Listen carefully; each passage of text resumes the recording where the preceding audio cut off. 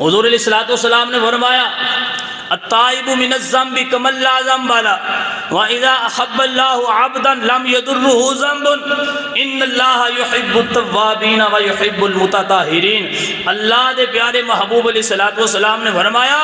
توبہ کرنے والا اپنے گناہاں تو سچے دل دے نال جڑا توبہ نصوح کردا ہے، رب دے پیارے محبوب نے فرمایا وہ ایسے شخص دی طرح ہو جاندا ہے کمن لا، کاف حرف تشبیہ ہے، کمن لا ذنب له، ایسے شخص دی طرح ہو جاندا ہے جن دے ذمہ ایک بھی گناہ باقی نہیں رہندا، اللہ توبہ کرنے دے بدلے ہوں دے سارے گناہ معاف فرما دیندا ہے۔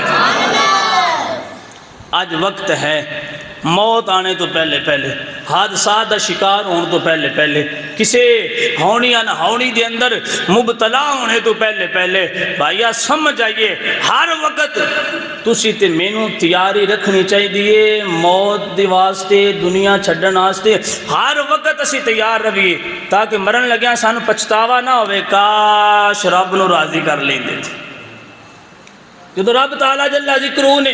نماز پڑھ دیا ہویا بندہ نو یہ سوچنا چاہیے میں دائیں طرف سلام پھیرے ہے تو بندہ سوچے پتہ نہیں بائیں طرف سلام پھیرن دی مہلت بھی ملنی ہے یا نہیں ملنی تھی۔ ہر وقت تیار بندہ رہے، موت واسطے، دنیا تو جان واسطے بندہ تیار ہے،